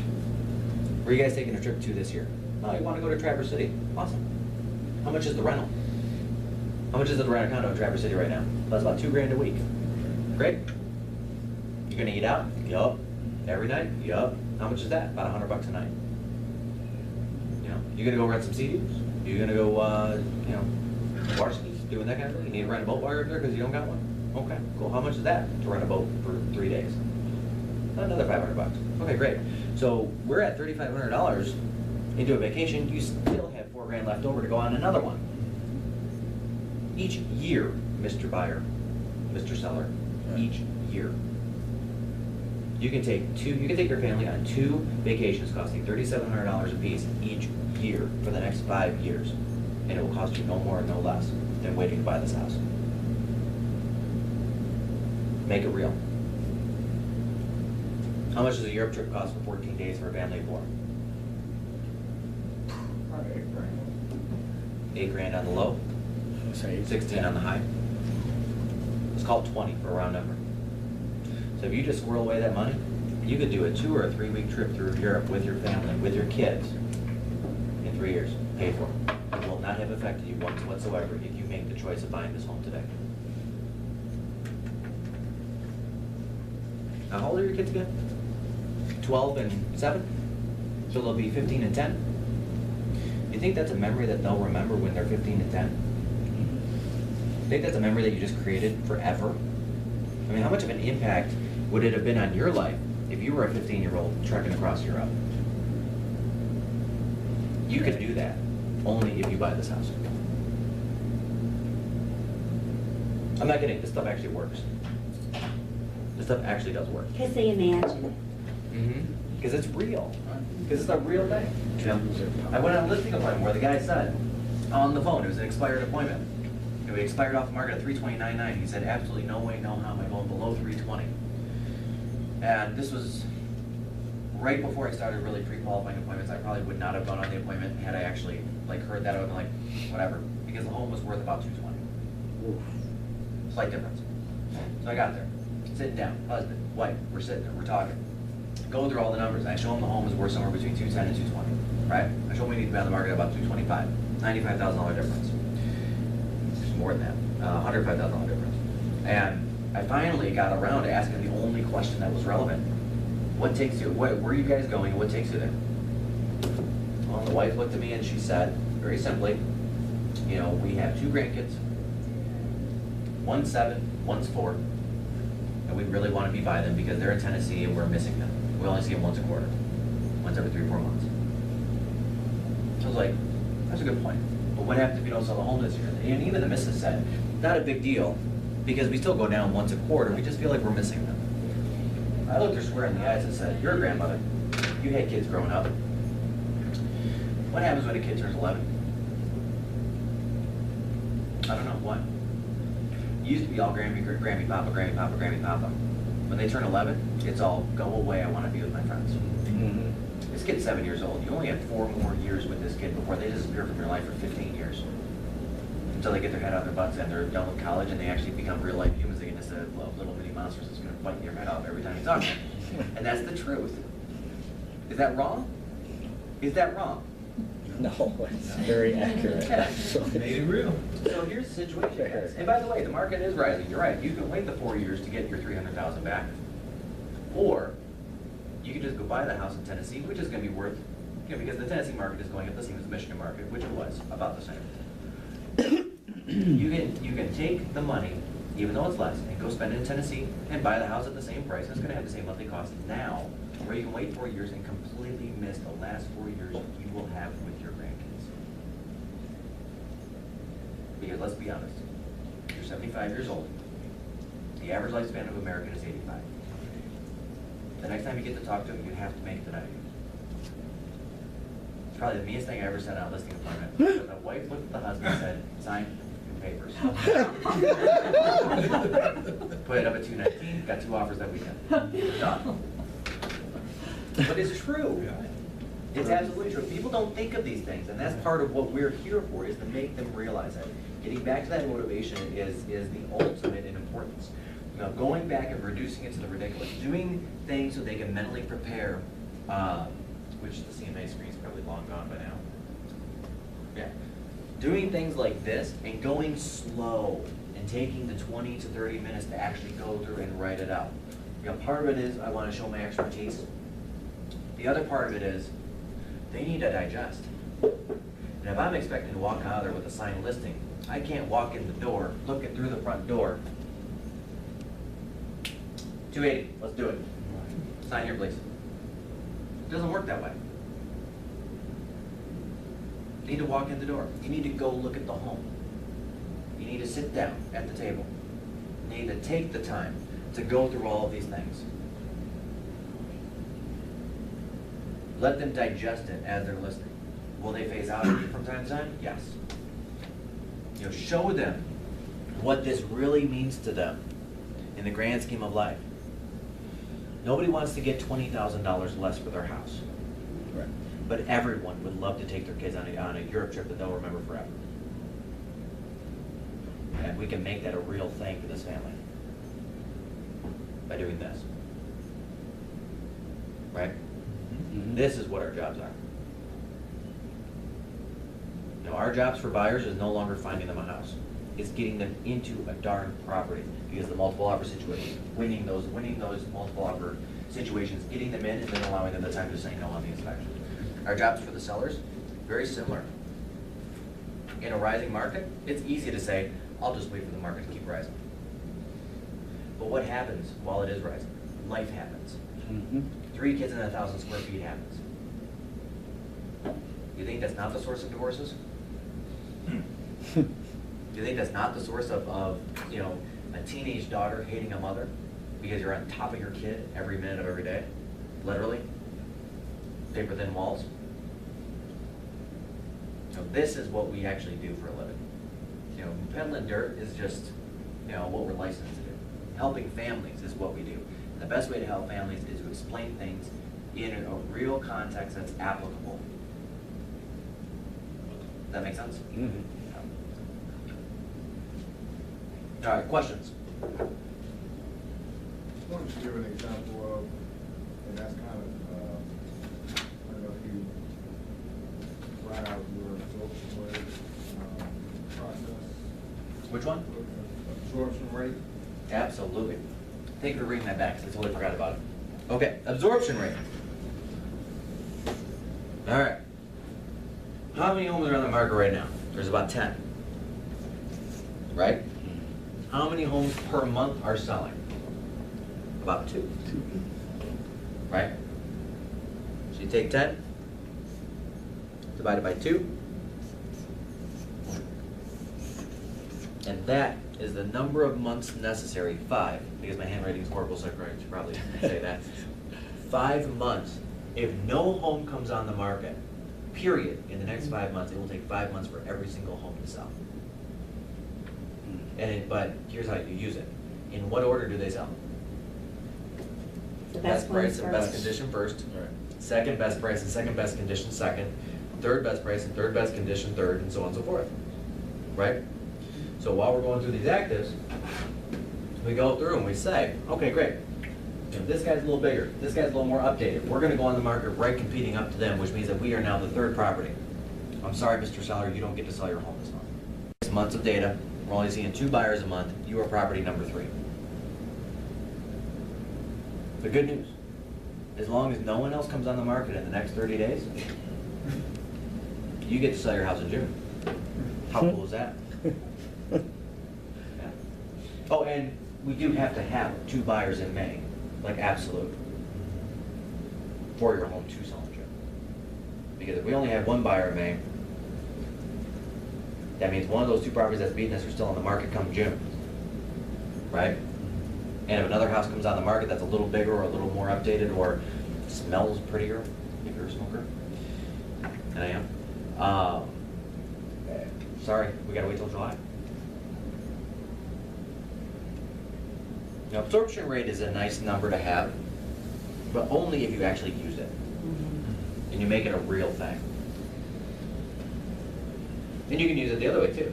And you can say, well, we don't have to be the best price or absolute best condition. Because let's take the State Streets in Livonia, Rosedale, right? I mean, literally, there are like 9 sales a month in there. So as long as you're priced anywhere in the top 5, you're gonna sell this month. Right? That's the reality of it. Because the houses are so similar. Yeah, yeah. So if you're, as long as you're in the top 5, you're gonna sell that house. Does that make sense? Because I know that there are gonna be 9 buyers that come to the market. Now, if I'm in the bottom half, I probably won't sell the house because there will be a new set of 5 homes that come to the market as that set of 5 are depleting in the first half of the month. Because just as many homes come on the market as sell in Rosedale, you gotta have them on the market to sell them, right? That's why the absorption rate's so fast, because there's a lot on the market, but a lot of buyers buying in there. So we can't be house number 12, we can't be house number 8, we gotta be somewhere in the top 5. Right? So that's the other way to use absorption rate, is to defend a little bit of a higher price as well. And you can say to the sellers, hey, I know 2 other real estate agents sold you 149.9. They were looking straight at the numbers and saying, let's just price it aggressively and get right next to it. Let's try 159.9, because 159.9 still keeps you in the top 2 or 3 properties. And you can go the other way with it. Just did that Farmington Hills on one. You know, conventional wisdom by that market analysis would suggest that we should go on the market at 299.9 for this house. I don't remember the name of the street. Michelle had it. Michelle is looking at this thing, and then she came and she said, Mike, can you do this CMA with me? I'm looking at it, and I'm like, holy heck, the market is 100% completely dry. There is nothing on it. There's nothing to choose within a 1 mile radius between 260 and 350. Mhm. Not one home. I'm like, this is like the perfect storm. And I went ahead and I called the seller myself to make sure we got it. And I said, listen, bro, you need to get your house on the market this week. We're not ready. I don't care. And here's why. It's been 4 weeks since anything has been listed. 6 or 7 weeks since something's great has been listed. Now is the time. If you want more money, today is your day. Not Monday, not Wednesday, not Friday next week. Today's your day. We put it on the market for $325, had 3 offers, sold for $330. The reason why we didn't sell it for a little more, which was the highest offer, was because we took one with some sort of a limited appraisal waiver, which we needed, which is why we couldn't go all the way up to 350, because I needed to create the energy and the action behind it to push a buyer into doing what was necessary. Because the reality is, the house, when the appraisal comes in, is only going to appraise somewhere around 305. That's it. If we wanted the market at 340, would we have sold it? Sure. Yeah, 3 buyers at 325? Yeah, we get 1 at 340, but we'd only have the 1.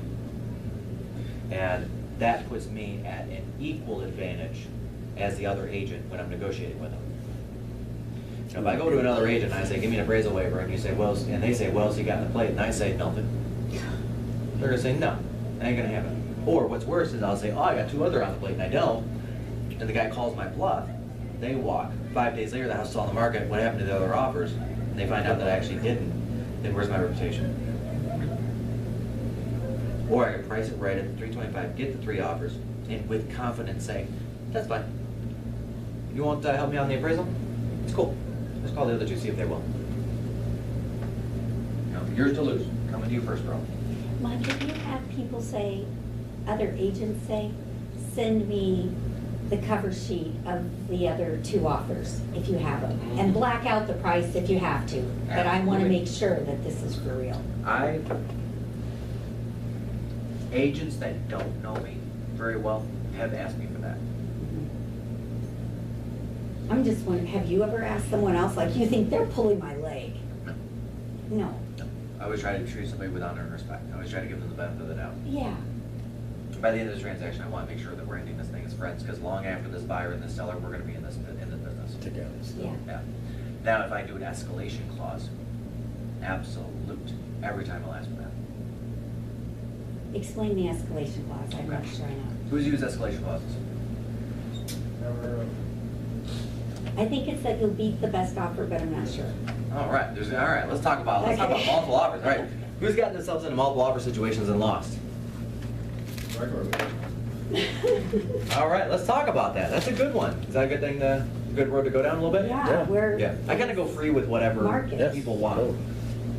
Which is hard because I don't really do the pricing thing, because that's really all I have for pricing. Like that's my start and end. I make it a real number for them. I make it into a real representation of what this money could mean for the family, or what this move or what this life could mean. 95% of the time they go with my price. And then if they don't, just to finish up on this, if they don't, I call them 3 weeks in a row. You know, when I leave the house, I stop and I say, all right guys, here's the deal with pricing. Because this is real estate, this is not an iPhone. If I walked into the Apple store, I would know exactly how much I'm paying for an iPhone, and how much that guy's paying, and that guy's paying, and that guy's paying, because there is only one value on this product today. A house is not that way. A house is much more subjective. Values can be wonky. Beauty is in the eye of the beholder. You're beholding this, the buyer's gonna behold this, the truth is somewhere in between. Right? But where in between? We shall see when we get onto the market. I have my opinion, you have your opinion, but that's only 2 opinions. Let's go get 15 more and then we'll reconvene. All right? Now I say, don't forget, guys. If we go on the market, and in your market, if we go on the market, and we're on the market for 10 days, we get a bunch of showings and no offers, we're 5% over market value. If we get no showings and no offers, we're 10% plus over market value. Okay? But we're gonna revisit that. Should the situation arise, we're gonna revisit that in a week or two once we have the data behind us. I always preface it then, because I wanna let them know what's gonna be coming down the pipe. A price reduction if we don't sell it. And then first week on the market, I start with my first phone call of, hey guys, Mike Perna, Keller Williams, just want to follow up, see how the first week on the market is going, make sure, and have a listing coordinator, make sure, Amanda's treating you well, make sure the photographer's treating you well, see if you have any questions. Want to make sure everything service-wise with 100%. I don't have a lot to report in right now, because we've only been on the market for a couple of days. I'll have more when I talk to you next Thursday. Call back next Thursday. Hey guys, I see that we've had 11 showings and no offers, right? I also see that 4 properties went pending while we were on the market. Remember that conversation we had at the house when it was about pricing, and we talked about the 5% and 10%? Looks like we are 5%. Well, the good news is, it looks like we're only 5% above market value. We don't need to talk about the 10% number. Let's throw the 10% number out. But we are 5% above market value. Would you allow me today to make that 5% correction? It is not a $10,000 price reduction. It's a 5% correction, right? The reason why it's a 5% correction is because, isn't how you say it, language of sales. If you reduce the price $10,000, what the seller lose? $10,000. That's a lot of money. If you reduce the price 5%, what the guy lose? 5%. Not that big of a deal. 5% is a very small number. 10,000 is a large number. I mean, put it into perspective, because we lose perspective in this business. How many weeks would that client have to work to earn $10,000? Right. Now, if we're talking about a $200,000 house in Farmington Hills, the guy's probably got to work like 2 full months, literally, to get 10,000 post-tax dollars in their pocket. Am I wrong? So that's one thing. Be respectful and don't be flippant when you talk about these price reductions, because they take it differently than we say it, right? The other reason why I go with correction is because since we were about 3 years old, we have been taught by our parents, by our teachers, by everyone, if you make a mistake, correct it. We've been trained for years and years and years and decades to fix and correct mistakes, right? So correcting a mistake is a natural thing to humans, to us, to Americans, right? You always want to correct a mistake, don't you? You always want to get it right. Yeah. So we made a mistake. That's okay. We can correct it. That's the good news.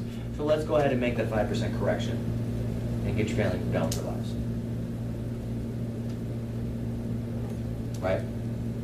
Does that make sense? Okay, actually, what exactly is that 5% correction? It's a $200,000 house, it's 10 grand. That's why we're using 10 grand. Money.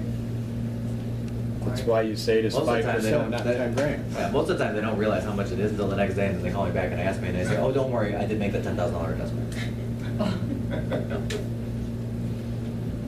Yeah. Don't we And then the have to reality- get- Don't we have to get that signed off, or an email of authorization or something to reduce it? Or if it's written in the listing agreement, if after If it's blah, blah, written in the blah. listing agreement, yes, then you can just do Yeah, it. then you're okay. Or you just say, hey, can you shoot me an email real quick saying, saying reduce the price 5%. Yeah, same thing. Or, actually, what we have been doing lately with actually a lot of good successes, hey, while I'm on the phone with you, you got your headset in? Awesome. Pull the phone out of your pocket, just shoot me a text so I can make sure to get this done for you right now. Hey, Mike, it's John Smith. Please do the price correction of 5%. Or you can shoot them the text and just say, Please reply yes. yes. Yeah, that's cool. That we've been having good success with. Just in the last month, we've been testing that out, and testing verbiage on it. We talked about absorption rate. We're gonna talk about getting offers accepted, okay? Love getting offers accepted. I feel like I'm gonna use a lot of paper. These are mine from before, too. Okay, so, getting offers accepted, right? And I said it earlier, I'm gonna say it again. Our job right now as a buyer's agent is not necessarily getting them the best price for the house. Our job right now is just getting them a darn house to begin with, right? Finding homes and getting the best price is no longer our job. They can find all the homes they want on realtor.com, right? The problem is getting in, right? Multiple offer situations. Generally speaking, in I'd say about every multiple offer situation, it doesn't matter if you have 5, 10, 15, or 20 offers, there's only one winner. Sorry, that was a really bad joke. It's true, and there are 4 losers. But the losers are losers for different reasons, right? Look at this always from the seller's perspective when you're going up against many different people, okay? What are the things that could be the most important to the seller? Name them. Anybody, what's important to a seller? Price? Price, time. Timing? Convenience. Convenience. That's not a bad one. But all offers are pretty equally convenient. Sign it, move on. Terms. Terms like cash or mortgage. Let's go with security. Security that it will close. That's a good one.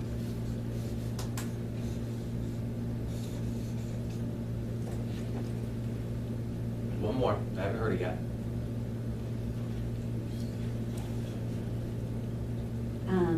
Contingencies, inspections. That's a good one. But we'll talk about that when we talk about price. And you know what? I'm going to change that to net price. Not just price.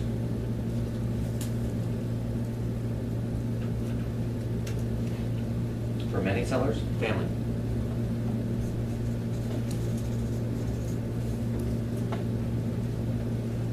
Okay. I'm going to go through each one in reverse order. Yeah. Family. You know, we have a contingency clause that we're using now. I put together a little while back where it has all 4 of these things, check boxes and initials for the buyers to initial on, saying which contingency they're going to do, or which escalation or term or whatever they're going to do. But right at the very, very top is Did you provide a letter and a photo for the seller to review of your family? Right? The reason why I put it at the top and have them initial it with another term in there is because a lot of listing agents, I'm as guilty as anyone, a lot of listing agents will take the offer, take the letter and the picture from the family, put it in the garbage, and then present the offer to the seller. There is no legal responsibility for anyone to present a letter, because a letter about a buyer's family is not an offer. But it is. We are legally bound to present offers, correct? Mhm. If I put the letter in the offer, right at the very top of my clause, so I'm doing an escalation clause, or I'm doing free occupancy, or I'm doing something else, but I put it right at the top. My buyer wrote you a letter. In addition to this letter and picture of their family about how much they love your home, they would also like to, Then the listing agent takes the letter, takes it off, deletes it, sends it to the seller. The seller reads it and says, hey, where's that letter? I want to know what's going on. I want to know what's going on. Why do they want to know what's going on? Because my mother raised her 2 kids on Hunt Club Drive, and that's where she raised her family. That's where my sister broke her leg. That's where I chipped a tooth. That's where, all of these wonderful things happened in our lives growing up. Not only does my mother want good money, but all things being equal, she wants to give her house to a good family. Somebody like her. Somebody looking to raise the next generation in that house, just like she did. It means a lot, right? It means thousands of dollars in a lot of cases. It means $10,000, $15,000, $20,000 in an example I'll share with you in a minute. And that happened. My mother's home back in '02 or whatever it was, it did go multiple offers. It was on the market for $340 something, ended up selling it for $360. And this is not new. These multiple offer situations are not new. And she asked each and every agent for a letter from the family. If she got a couple thousand more, a couple thousand less, it didn't bother her. But she wanted to make sure it was a good family. So she did pick an offer that was a couple thousand less. But who are the people that bought the house? The wife was a Mercy girl. The husband was a UAD Jesuit high school grad. My sister's a Mercy girl. I'm a UAD Jesuit high school grad. And she was willing to spend $3,000 on these people. Right? It means something. The intangible, the emotional means something. So the family letter with photo, fantastic. Fantastic thing to do, right? Now, let's talk about timing and secondary clauses. Lloyd Odell taught me a great lesson a couple years ago when he called me up at one of my listings and said, what do your sellers want? Simple enough, that was it, that was the question. What do your sellers want? I know they want $250 for this house, but really, what do they want? Well, they're really, really afraid, Lloyd. I had multiple offers. They're really afraid that they're not going to be able to find the next home. No kidding. My guys are on a month-to-month lease. Why don't we go ahead and wrap up the closing in 30 days, and we'll put like a 90-day contingency on there, or a 90-day occupancy on there. The one caveat is you let us know 30 days in advance of when you think you're going to move out, so we can put our notice in so we're not making double payments. Is that fair? He got the house. I think I had like 5-6 offers on that total by the end of it, and 3 of them were the same price, including his, and we took his because of the 90 days. But he just very simply picked up the phone and called me as a listing agent and said, what do you want? What's important to your seller? Right? So giving that extra time, you're right, is absolutely important. Giving that extra time for free, even better. Because here's the problem. When you're going up against a couple of offers, especially under the 200 crowd, where a lot of these guys don't put a lot into the appraisal, we'll talk about the appraisal in a minute, you can win on price by winning on the net price, not the gross price. Right? It does not matter how much a property sells for. It's how much they net to that. The only thing that matters is what number is on the check when they walk out of the title company. That's it. It's the only number of any relevance whatsoever, right? So how do you beef up that number a little bit? Don't charge for rent. As a seller, I know you need 30 days. Well, you know what? We're not going to charge you for it. The next mortgage payment is about $1,800 a month. So even though my offer is price for price, pound for pound, identical, you're going to get $1,800 more with my offer than the next guy because you're getting free rent. Right. From the buyer's perspective, it's wait one, pay one. So their first mortgage payment, if they close on a house today, their first mortgage payment is not May 1st, it's actually June 1st. So they're not, so reality is, buyers aren't really losing anything, right? One thing to remember about mortgages is it's the last thing in this life where you pay in arrears, not in advance. So that May payment is already paid for on April 30th. On April 30th, you make that payment for May, correct? Correct. When you make that June payment for the house, you're actually paying for May. Because you're paying arrears. And that's why there's not a double payment, it's a single payment. One for the apartment here, and then a month later, one for the house here. Both of them are actually covering the same time period, but it's because of when you pay it, it feels different, and the cost is allotted differently to the buyer. Does that make sense? So yeah, are they throwing an extra $1,800 on top of this thing? Sure. But it's getting them the house. Right? And the grand scheme of life, is it really worth losing this house over $1,800? Probably not. And that's a way to do it without pushing the price up. Okay? Appraisal. You can go some, half, all, none. You're going to commit to any dollar amount or none above the appraised value up to the purchase price. Right? That one's a simple one. That goes right back to security. You know, security, that it will actually close, is extremely important to a seller, especially sellers that were around in the middle 80s. Because what happened in the middle 80s? Anybody? Recession. Loans stopped closing because interest rates would literally move 2 points in a month. And an approved buyer went unapproved 2 weeks later. You're supposed to be at a closing table 48 hours for the closing, they were unapproved. That happened. Also, in came the FHA mortgages and home inspections, and really, really terrible, terrible home inspections. How many people do we have that have sold homes, let's say, under the age of 35, gave a rip about an FHA versus conventional? None. How many over 50? Almost all of them. And it's an age thing. It's a generational thing. They were around when FHA mortgages came out back in, I believe it was 83. And so from 83 to 89, before they revamped them, they were a pain in the butt. Also between 83 and 89, guess what the majority of buyers did not do? Get home inspections at all, ever.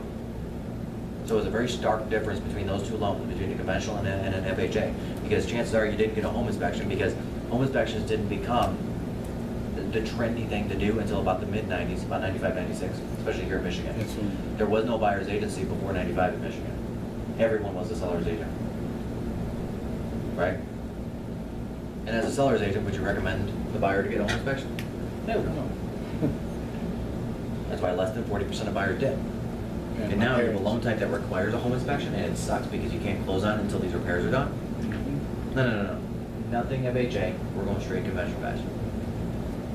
And even though home inspections are literally like a quarter of what they used to be for FHA, I mean, it used to be really rough. Even up to about 2002, when changes started happening, it was really rough, these home inspections done by FHA. Even though those have relaxed, the perception is still out there from anybody that sold a home in the 80s that an FHA mortgage is going to suck. And they're going to have you rip up driveways, they're going to have you replace furnaces, they're going to have you do all this craziness. The reality is it's not like that anymore, but they don't know that. Security is very important, and ease of use is very important, but with something on top of the appraised value, it gives added security that will close and close at the price that they're signing on the dotted line for today. Sellers don't understand that about 50% of the time, literally about 50% of the time, the price they sign for on a purchase agreement is not the price at the closing table. Because stuff happens. Life happens.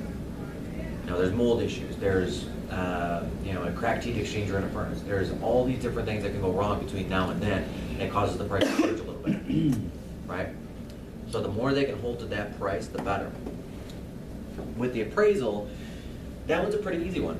Like if they're willing to pay $5,000 above appraised value, then you just say that. You know, the purchaser is willing to continue with the transaction at $200,000 should the appraisal come in at or above $195,000. Should the appraisal come in below $195,000, the purchaser at their discretion may consider this agreement void and have the earnest money deposit returned back to them. Simple. Right? So it protects the buyer that they won't go over the 5. Protects the seller, so if the thing comes in 196, you're cool. You move forward, go to a closing. One thing you do gotta ask the buyer is that they have the money. That's happened before. On offers we've accepted on our listings and offers that my agents have written, where they're like, yeah, we'll do a 20 grand appraisal waiver, it's gonna be great. The property comes out 15 grand light. We all think life is great. They call back, they're like, well, we don't actually have the money. We thought the mortgage would cover it. The point is, the mortgage won't cover it. That's why That's the why appraisal you thing was so need- important, right? And then last one, which is my favorite, getting back to the price, is the escalation clause. Just because you put it on there doesn't mean you'll win. That alone may not win, because if you get into the danger zone for appraisals, I will tell a seller to take a lower price with an appraisal waiver than a higher price with an escalation clause every time. Doesn't matter, like, if this house is worth $300,000, and somebody writes me a beautiful offer at $725,000, I'm not gonna take it. Because it's still contingent upon the appraisal, and it's gonna appraise at 300, so their 725 is actually 300. Right. Right? So what does it matter that you talked your buyer up to 725? It doesn't matter. When the market first flipped around, it got real hot. There were agents that were doing that. So I had a home on the market in Northville. We put it on the market for 271. I was getting offers up to like 305, 308, somewhere in there. Then all of a sudden I had like a, what was it, $435,000 offer come across my desk. And I'm like, are you kidding me, dude? Dude, you were 130,000 above everyone else. Well, yeah, but we'll just, negotiate back down the appraisal. Not today, bro. Yeah, right. Yeah, Wasting so my time. Offer out, close the house at 308, life was good. Yeah, the home only appraised at like, I think it was like 271 or 275 or something like that. So that 425 or 435 offer, it was really 270. That's what he really wrote. And making a seller understand that is extremely important as well. With the escalation clause, what you're saying is, okay, I know you got a bunch of offers. Here's a full price offer, okay? So you know their offer will not go below that. But we are willing to pay $1,000 more than any other bona fide offer that you have, up to, put a cap on it, so it doesn't get crazy, up to 310, right? And then the second part of it is, the co-op agent, or the listing agent, or whatever you want to call them, must submit this offer with copy, or submit the offer that we beat with copy of pre-approval letter, must return it when they return this offer signed, showing that we actually beat it by $1,000. Mhm. Right? Just Simple enough. for proof. Yeah. And it might have a little caveat in there that should the offer be from the same company, we reserve the right to contact a loan officer for the lost buyer to verify validity. Right? So if I got a Coldwell-Banker offer from a Coldwell-Banker agent,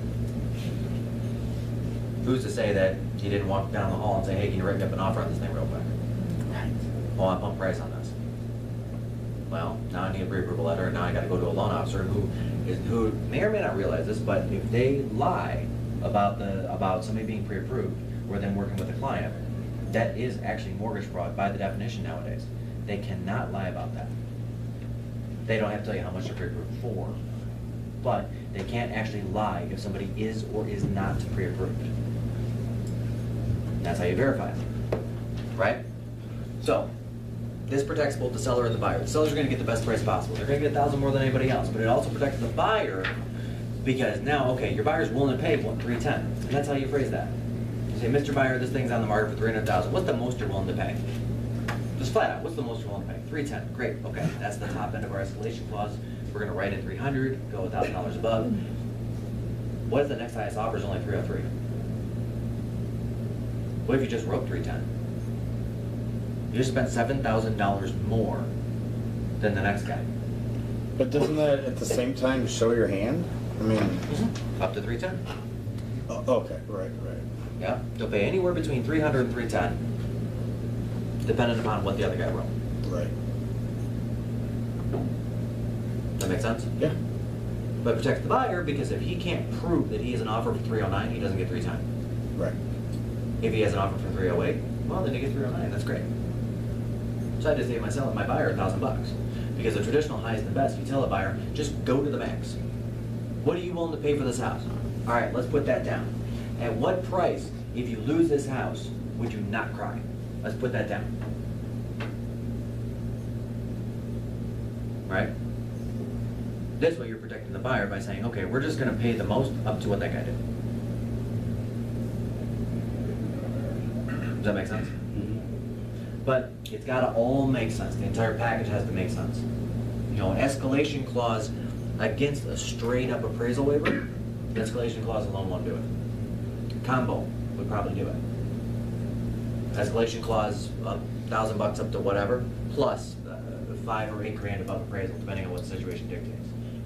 You don't have to go all the way and leave your buyer exposed to all that liability, because should the appraisal actually come in like 40,000 light, and it happens, and they don't have the money, if they put the escalation clause on there, they're leaving the seller their deposit. They're saying, I will make up the difference in appraisal, and then they don't. That is the definition of them changing their mind about the home purchase. Right? Does that make sense? Yeah. So buyers get the first money deposit back if it does not expect. They get it back if they cannot get the loan.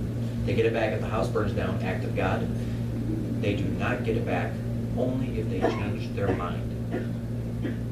And saying, yes, I'm willing to extend out and put in all the cash necessary to make up this appraisal. Oh, whoops, I guess I didn't have enough cash. I'm changing my mind about this home purchase. They do not get that back. So, rule of thumb, I would always put some sort of cap on there as far as how far into the appraisal I would go. You know? And then circle back with that agent as you're working that offer up, and you know it's on multiple offers, say, what's the most important thing to this seller? Well, they forgot to exclude the chandelier in the dining room, and that was a gift from the seller's mother. Fine, I will write it into my offer preemptively. Take the frickin' chandelier, it sucks anyway. You know, by being proactive in that way, then if you got a decent listing agent, you're gonna take a lot of the guesswork out of it. No, that was an awesome lesson by Lloyd, where he just called me up and straight up, you know, hey, everybody knows this house is gonna sell for about this price, that's great. What's the most important thing to this seller? Time in the property after closing. Awesome, thank you. He just won the bid. I think we had, what, 4, 5, 6 offers? No one else called me up and asked me a question, no one. And I would have told all of them that, frankly. Why? Because it's my seller's best interest that they write a 90-day occupancy, because that's what they needed. It's something I was gonna go out and have to negotiate for anyway. He made my life easier. Why wouldn't I just tell him, hey, my seller said they want 90 days. I'm gonna tell this guy, yeah, 90 days, how about that? That makes my life easier. You know? It's in the best interest of my sellers. Now, there's a time when you give information, there's a time when you don't. That would be definitely a time to give information. If somebody says, what do you want? You tell them. You know, it's a good rule of thumb. Right? What time is it?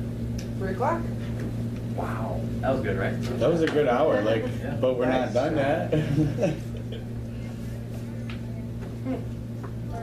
was actually 3 Or over. 2 hours. I can't believe that. Jeez. Doesn't seem like it. I mean, I mean, seriously, I did not look at my clock, right, guys? Like, ever. No, not once. Awesome, because I got my internal clock. Any questions? Any questions on any of this? I know we like went way off topic. I'm sorry about that. I know we totally did not follow the book or the script at all, but. But it's real, so. Questions? Anything? Whew. Come on, CJ. Something. No, yeah. You're always the question. I know, You're but I'm like, blown I'm away. looking I've at taken like questions, 3 pages of notes. Like I gotta take all this in now. Like, All right. it's All right. awesome. I'm gonna see you guys back here on Monday, 1 o'clock, right? Is that correct? Yep, Monday, Okay. 1 o'clock. Monday, 1 o'clock, we're gonna do business planning, accountability. No, I apologize, 10 o'clock. 10 because of your meeting. Oh yeah, Monday at 10 o'clock, we're gonna do business planning, accountability, that kind of a thing, right? I'm gonna roll accountability into business planning.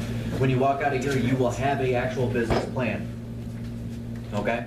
And tools with which to hold yourself accountable to that business plan.